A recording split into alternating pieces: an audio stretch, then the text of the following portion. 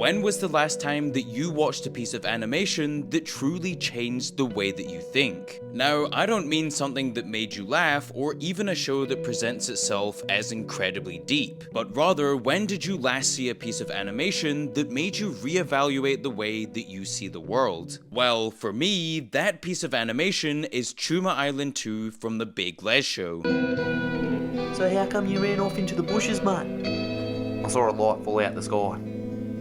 I'm chasing it. Aren't we all chasing the light, mate? Looking everywhere to find it. Everywhere but within.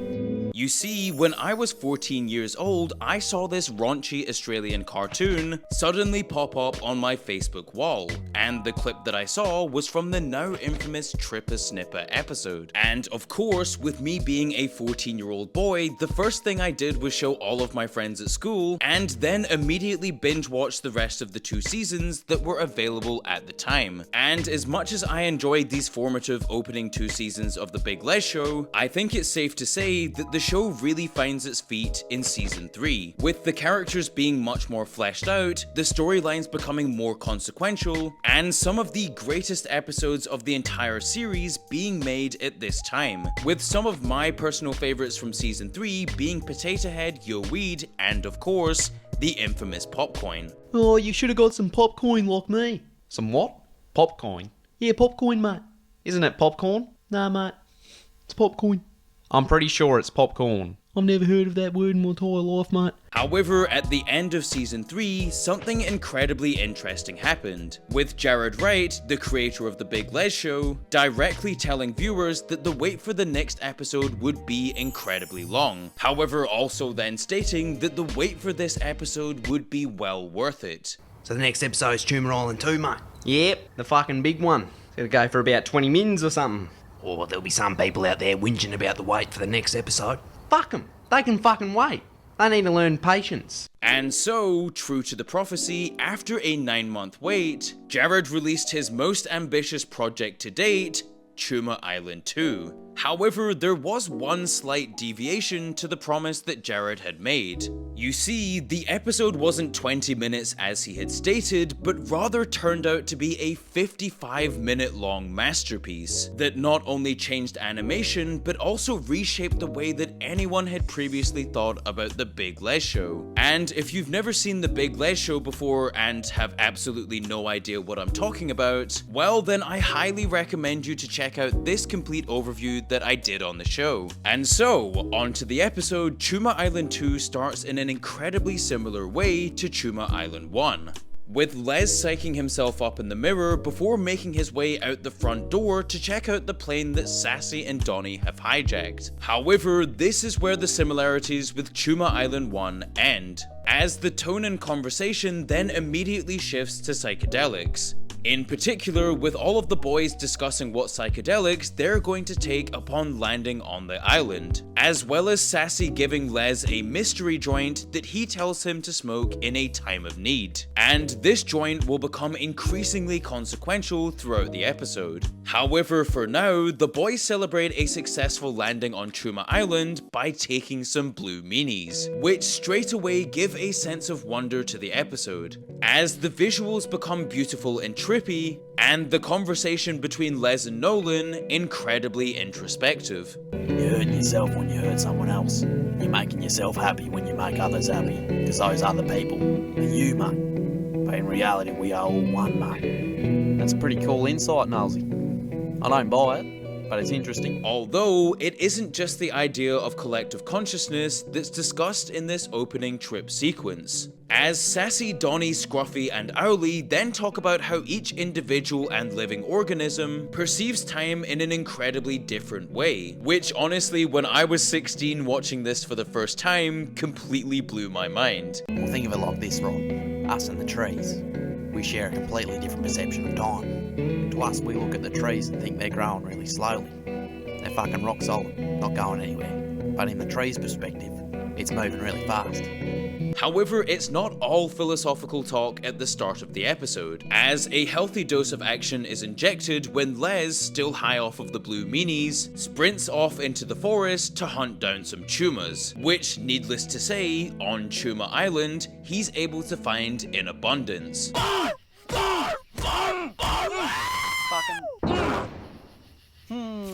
And wow, he just got absolutely destroyed. And if you want to destroy all of your fitness goals for the year and start eating healthier today, well then you're in luck, as the sponsor of today's video is Control. So, what does Control do, I hear you yelling through the monitor? Well, Control offers a wide range of protein cookies, bars, and meal replacement shakes, with their products containing vitamins, minerals, and collagen, being low in sugar and high in protein, and of course, tasting absolutely incredible. No joke, it's genuinely the nicest tasting protein products I've ever had, which is perfect for me, as after a busy day in the gym, playing football, or just editing YouTube videos, Control has helped me to stay on track with my nutrition and keep healthy.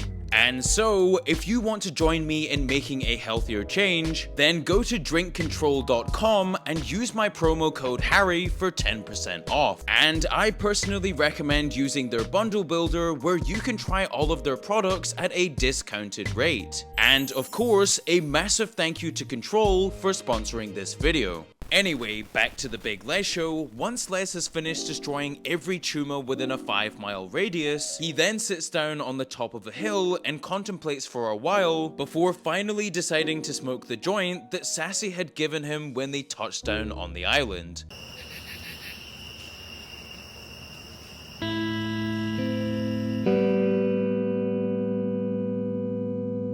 And Lez's awakening is absolutely the defining moment in the entire Big Lez Show, spawning countless edits, discussions, and even causing an 18-year-old me, the day after my high school prom, to get a Sassy the Sasquatch tattoo.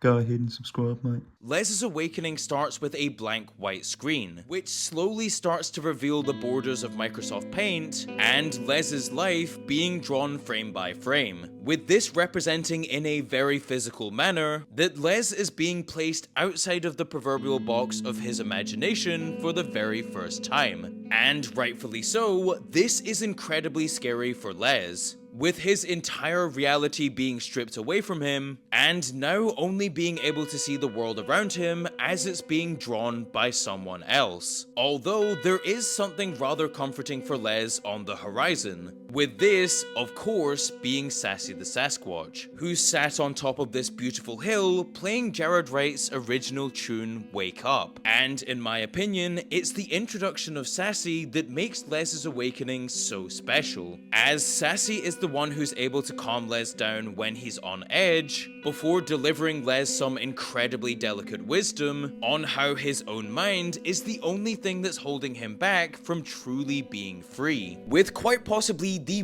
biggest bombshell of the entire series being delivered at this moment, as Sassy informs Lez that his entire life is merely a construct that is being drawn on Microsoft Paint, and that everything that Lez has ever done has been the product of someone else controlling his destiny. However, at this point, Sassy then offers Lez the ultimate key to enlightenment, which, of course, in true Big Lez Show fashion, is to think for yourself.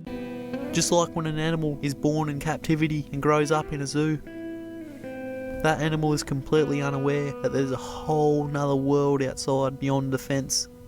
Well, this is like that, mate. You're outside of the box, and someone else has been drawing your life for you.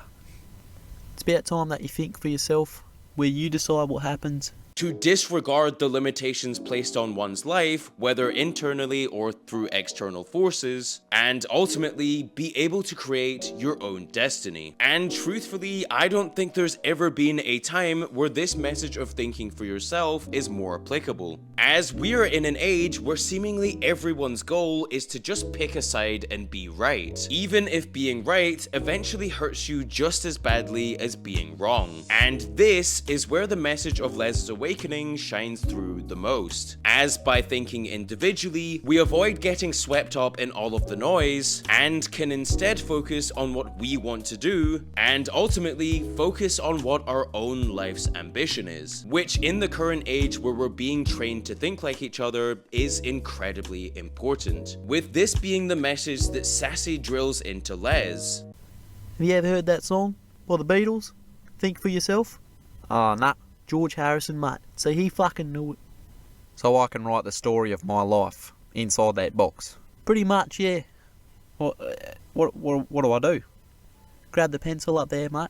However, it's clear to see that Lez's ego is still in the way of true progress, as instead of drawing something peaceful or meaningful in the box, he instead uses the law of attraction to manifest killing his brother in the most brutal way imaginable. Alright, mate, so what do you want in life? I want to kill Norton. Alright.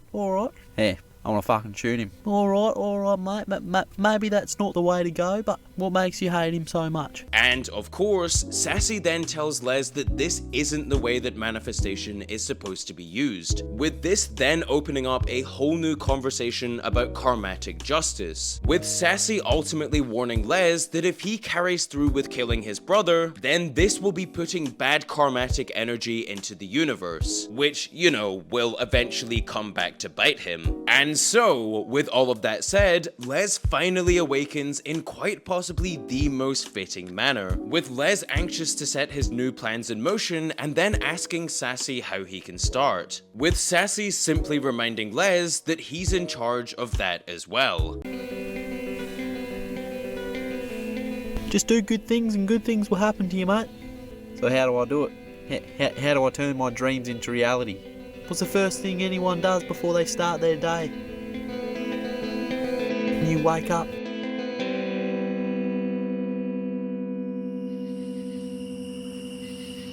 And honestly, every time I watch the end of this scene, I can't help but get goosebumps. And I think this is partially because of the real life story that inspired Lez's awakening scene. You see, after season 3 of the Big Lez Show concluded, Jared Wright, the creator of the show, was going through a roller coaster internally, with this then being worsened by experiencing a Kundalini awakening whilst experimenting with mushrooms. I was standing probably like right here, and I'm like looking at him, and then I feel this rising up my feet through your legs and up your spine. I just like felt it like rise up, and as it was rising up, the sound was dissipating and turning into that like real high,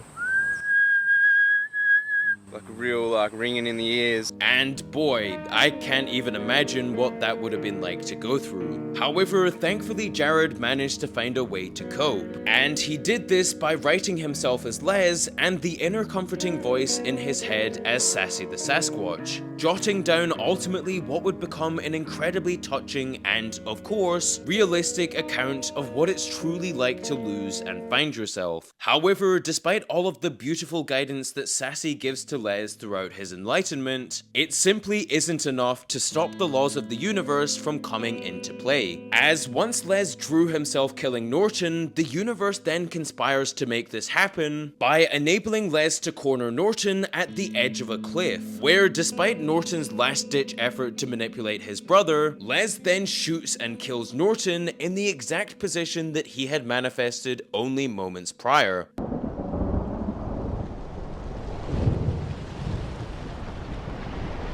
Fuck you.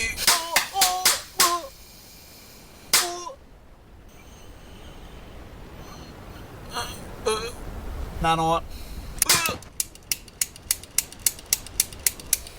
However, does this really come back to bite Lez as Sassy had foretold? Well, in the short term, no. But in the long term, very much yes, as I'll discuss in my upcoming video on Choomah Island 3. Although for now, Lez is able to escape the murder of his brother completely unfazed, with Warning Guy and Sergio appearing right after this and even helping Lez to steal Norton's UFO. In fact, Lez would then get the chance to take all of the glory of the mission, as it turns out that Truma Island is actually just one massive Choomah, which Lez is then able to gun down with his trusty pistol.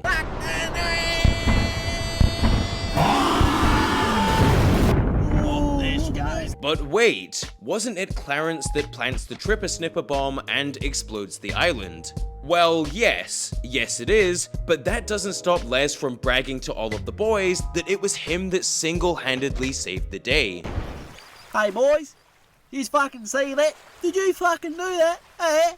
What? I was fucking in the air fucking shooting it and it fucking blew up. Oh, but didn't Clarence drop the bomb down there? Hey, fucking saved the day. Yeah, that was fucking sick, mate. We all fucking saw it. And at the end of this sequence, we get a brilliant callback to Les realizing that his entire life is being drawn by someone else, with Les then confessing this realization to the rest of the boys, and then finding out that they've known this entire time. Do you know what we're in right now? We're in like a fucking matrix. Like a fucking, I don't even know what it is. It's just like, I don't know. You talking about paint? Yeah, paint. Wait, do you know about it? Wait, what? Didn't you know that, mate? We're all fucking cartoon characters in a show, mate. Didn't you know that? So yous all fucking know. Yeah, we thought you knew too. Yeah, you're always fucking breaking the fourth wall. We fucking assume so. Fuck, I was just fucking joking around. And at this point, if you're a newer viewer of the show, you may be wondering, why do they keep talking about Microsoft Paint? Well, that's because the show's creator, Jared Wright, has drawn every single frame of the Big Lez Show from scratch on Microsoft Paint, dating back to when he was in high school and was given an incredibly small laptop, which he then used the tiny trackpad on to draw the first 2 seasons of the show. When I first made the show, I used this fucking thing to make it. It doesn't work anymore. I used to draw like that. You can see I've just fingered the fuck out of it. And yeah, that was what season 1 and 2 was made on. And so, once the boys are finally back in Browntown, Les and Sassy have one final conversation about the law of attraction, with Les pleading his case of self-defense and Sassy telling him that Norton was going to die anyway, and that by shooting him multiple times afterwards, he's now going to have to face up to his karmatic retribution, which honestly, as you may expect, Les takes in a rather laissez-faire way, saying to Sassy that they'll cross that bridge when they come to it. Norton was gonna die anyway. But you killed him in this situation, mate. Fuck. So I'm gonna get heaps of skits karma from that. Probably, mate. What goes around comes around. Fuck. Ah, well, we'll just cross that bridge when we come to it. Pretty fucked up way to use the law of attraction, but... yeah, well, he had to fucking die. And so, with Choomah Island 2 being released over 9 years ago now, it's clear to see what an incredible impact this special has had, with countless comments flooding in on the original upload even to this day, saying how much this piece of art has truly changed their lives, with this sentiment also being shared across social media, with an entirely new generation seeing the show through TikTok edits, with some of these edits truly being very impressive and showing how much of an impact Truma Island 2 has had to this day. And so, I hope you enjoyed the video, and of course, Don't forget to subscribe, mate.